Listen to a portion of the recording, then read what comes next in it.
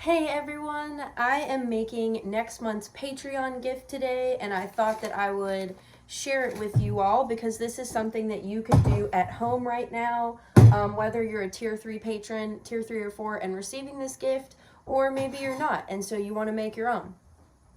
I am making a springtime salve, and this is something that I make every year for my family, but it is not something that I offer for sale because I'm harvesting these herbs in my yard, and I just can't harvest enough to serve my audience essentially. But I can harvest enough to make for my family and for you all. And I think it would be awesome if you all started making this same salve for your family. So, or sorry, yeah, salve. Okay, so how does a salve start? An herbal salve, at least. We're going to infuse our oils with herbs so that we can receive the constituents of those herbs that we're after. And the cool thing is, when you have so many plants that are out at the same time that have really similar or very compatible medicinal actions, and that is absolutely the case right now in my yard and probably yours too. Please don't feel like you have to use all of these herbs. You can literally use one of these herbs, but because I had them, I figured why not. So what I have here in this paper bag is plantain, calendula, self-heal, chamomile, dandelion, and yarrow leaf. So yarrow in my yard is just about to bloom, but not quite yet, hasn't started blooming yet, so the leaves are nice and strong. Dandelion in our yard and chamomile had just bloomed, and so I use the blooms because we know when there's a flower present, the medicine is concentrated in the bloom. Plantain in my yard has not begun sending up a stalk and flowering yet, so the leaves are nice and potent. And so here we go. I am going to show you what these beautiful herbs look like right now.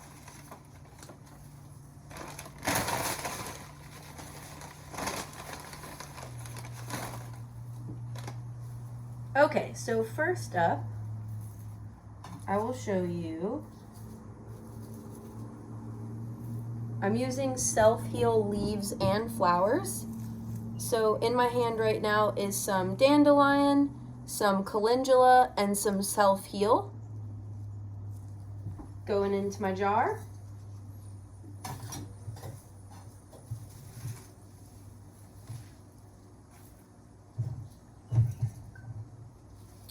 I've also got my yarrow leaves here, going into my jar. My chamomile is sort of all over the place because if you've ever seen chamomile dried before, the petals start to turn into just like little wispy hairs that just kind of find their way everywhere. So what I'm going to do is get all of our herbs into our jar. I'm going to cover it with the oil, and I'm going to let it sit for a full month. And at the end of the month, I will strain it. I will bring you guys back for that part. Once we strain it, we will add a part wax. At this point, you could add essential oils if you'd like. I don't really like to use essential oils, if not for like perfume purposes. So we're just gonna make this like a good old Yarden salve. You can see all my herbs in here. Because they are dried, I am doing a 1-to-4 ratio. If they were fresh, I would do more like a 1-to-2 ratio. I'm gonna be covering this with extra virgin olive oil and a little bit of grapeseed oil, and there we'll have it. So let's, while I pour, talk a little bit about all the incredible benefits that this salve might have for you. So what do we know about yarrow and plantain? We just went over these on our plant walk last month. Yarrow is an incredible antimicrobial, antibacterial, antifungal, antiviral herb. Plantain is incredibly soothing. It's amazing for itch. It's amazing for wound healing, as is yarrow, especially because of those antimicrobial properties.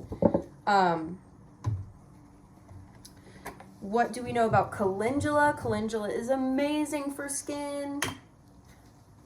Calendula is also an incredible wound healer. Amazing for helping with itch. Same with chamomile. Chamomile and plantain are some of the most kick butt herbs when used together for itchy, bug bites, stuff like that. What else is in here? Self-heal and dandelion. Where to even begin? Self-heal, we also went over in the last plant walk. Self-heal, as the name says, is good for just about freaking everything. So topically in the salve, dandelion included, I would say is going to be really great for cuts, bruises, scrapes, sprains, eczema, psoriasis, itchiness, allergic reaction rashes, hot spots on your dogs, bug bites, tick bites, everything, literally. Cracked hands, garden hands, little nicks and dings all over. You can pretty much use this for absolutely anything. So maybe make yourself a big old batch if you can.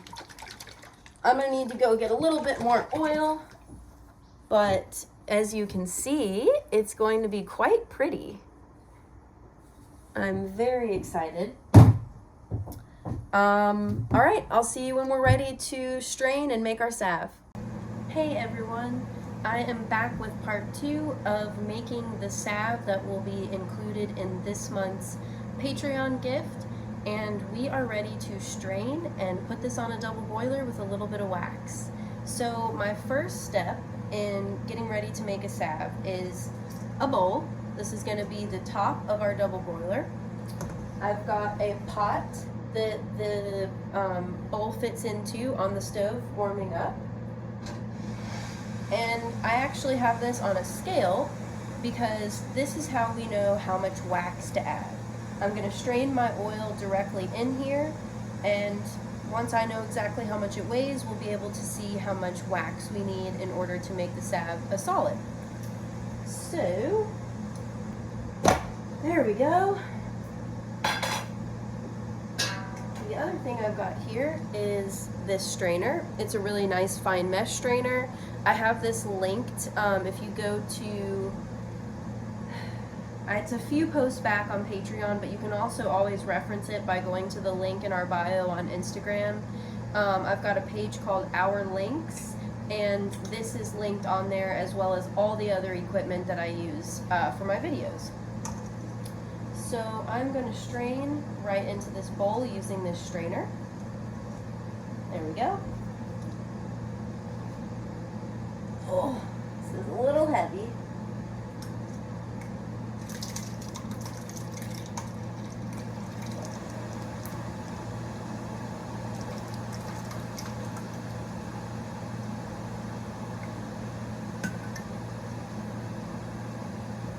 Beautiful.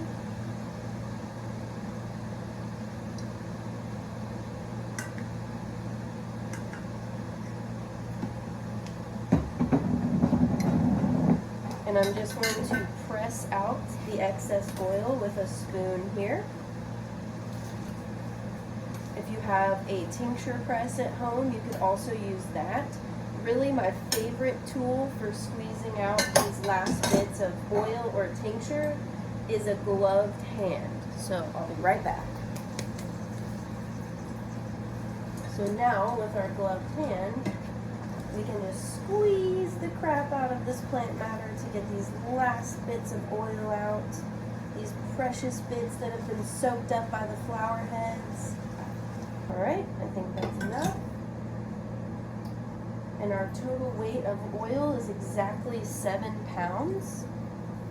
So we need to do 7 times 16 to see exactly how many ounces we've got here. Okay, so our math was 112 ounces, I believe. So basically we're going to aim for around 1/5 our parts oil and wax, a little bit less. I don't like to do more than 1/5. That'll create a nice firm salve that shouldn't melt if it's in temperatures around 75 for the most part. So my my equation gave me 18 ounces, which is exactly these 2 bricks of beeswax. So I'm just going to slip these in,